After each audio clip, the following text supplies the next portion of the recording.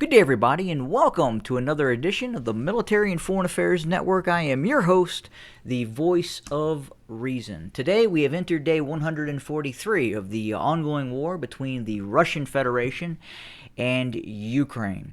And earlier, in previous videos, we had discussed that the Ukrainian forces had launched an attack against senior leadership elements of the Russian 106th Guards Airborne Division. These are members of the Russian VDV, the Airborne Forces, a very aggressive force that is somewhat autonomous from the ground forces, much like you would see with the U.S. Marines. The Russians group their airborne forces into a separate force structure from their actual ground forces. Again, they have a very, very high esprit de corps, and were leading elements in the ongoing invasion of Ukraine. And we had talked about that the Ukrainians had launched a possible long-range missile strike against a staff meeting in which some of the deputy commanders of the 106th Guards Airborne Divisions were meeting together. And that locale, now we understand, was centered in between Horlivka and Donetsk and due east of Donetsk and Horlivka at this town right here on the map. And if we look at the distance that the alleged strike occurred from the rough vicinity of the small town where the strike occurred to several kilometers behind the current lines, and we're looking at 57 kilometers. So the strike against that target more than likely was not the Ukrainians were not using ordinary tube artillery, meaning 122, 130, 152 millimeter, or even 155 millimeter. Well, maybe possible, but doubtful. In all likelihood, the strike against the 106th Division's command staff would have been conducted by the possibility of multiple launch rocket systems, and then we have to ask the question: was it the HIMARS that was utilized in this attack? And again, we just don't know at this point. It could have been another Ukrainian system that could have been used, very, very possible. But more importantly, it's not really the weapon system that was used by the Ukrainians. More importantly, it was how did the Ukrainians obtain the information, the exact coordinates of where these senior members of the 106th Airborne Division was meeting at. And that takes me back to a previous video in which I have discussed a multitude of times how the Ukrainian forces are benefiting from the real-time intelligence that is coming from mainly the United States and then obviously the NATO partnerships as well. But in all likelihood, this was an NSA, CIA, or some sort of a U.S. intelligence operation where they had located through signals intercepts that the Russians were meeting at this locale, and the exact coordinates were then transmitted to Ukrainian forces or given to Ukrainian forces. And in all probability, I would say at this point, there's a very, very high likelihood there is I would say, a headquarters apparatus that is operating this campaign, quite possibly, I'm not saying this is absolute, outside of Ukrainian territory. We do know that there are obviously direct supporting cast members of the NATO alliance, and obviously the United States, the United Kingdom, assisting the Ukrainians. Now, are these individuals on the ground in Ukraine, or is this taking place at possibly NATO headquarters or someplace like that. And I would say at this point that's a very, very distinct possibility in terms of what is happening. These strikes that are hitting some of these command elements of the Russian military is just really kind of way out of the scope of Ukrainian capabilities. Now, obviously, it was the Ukrainians who launched said attack, and they do have the capability of conducting said strikes. But the continued signals intercepts that we are seeing and the intel information that the Ukrainians are receiving really indicates that they are getting significant amounts of help in this ongoing conflict. And then again, wherever the strike occurred in, and I'm not even going to try to pronounce that because I'm just going to butcher it.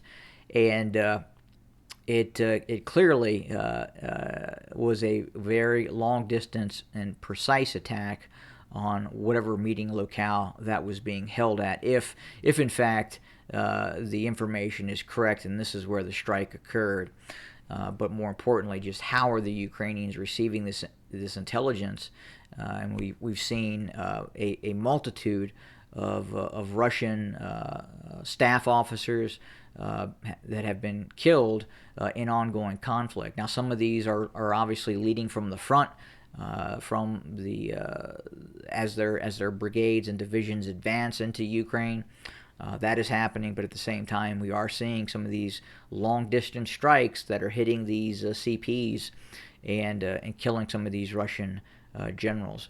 We also continue to hear about the possibility of a fairly significant Ukrainian counteroffensive in the direction of Kherson. If you were to watch a number of pro-Ukrainian content providers that are out there, many of them are convinced that there is going to be an attack in the direction of Kherson from Mykolaiv and possibly northeast of Mykolaiv as well. There's a lot of attention on this area, and I can understand why that is. It is a foothold on the western bank of the Dnieper River. It seems the most logical course of action for the Ukrainians if they were to launch a large-scale offensive operation. But with that being said, I don't see that capability right now in which we would see the Ukrainian forces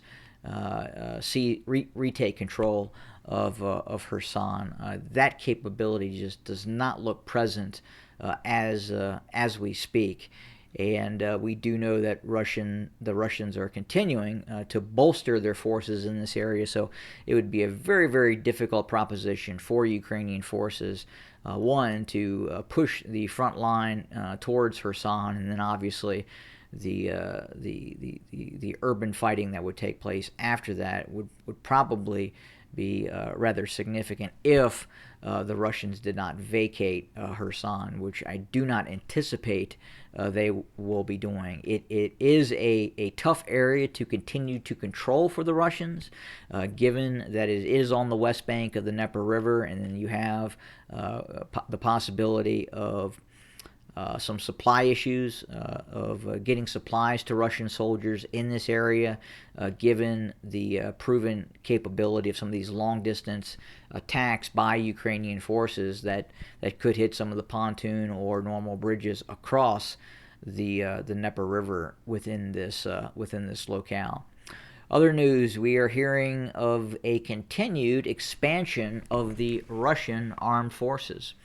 We're just not seeing probably a higher tempo of recruitment for the ground forces, but we're seeing the ground forces and the National Guard forces of the Russian Federation being augmented by regional battalions that are now being formed. Right now, we can confirm there are no less than 20 regional battalions now being formed, and obviously battalions can very quickly become regiments, and regiments brigades. and then obviously the possibility of even greater expansion from there.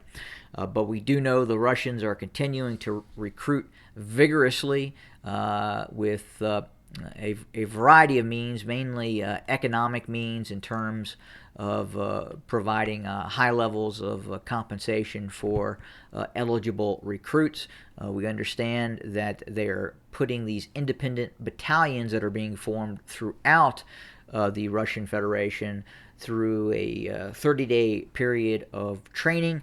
Now, obviously, is that enough training to get a unit up to speed for the types of combat that we're seeing in the eastern Ukraine, southern Ukraine? Probably not. I would say at this point they're more going to be used in maybe anti-partisan activity, quite possibly rear area security, but at the same time, you would just have to assume that many of these recruits, and again, we're talking about battalions, we're not talking about much larger formations than that of around 400 personnel that are being actively recruited. And many of these individuals have had prior military experience. And you would think that they would be recruiting those members, those prior service members who have been in the military before, and basically need a 30-day period of conditioning, and then to regain some of those skill sets that they've obviously lost over the years since they had separated from the armed forces of Russia. Is it ideal? No, it's not ideal. But given the situation on the ground, it probably right now is what needs to happen for Russian forces to continue said operations. It would be very interesting to see just how large of an expansion of the Russian armed forces we are actually seeing.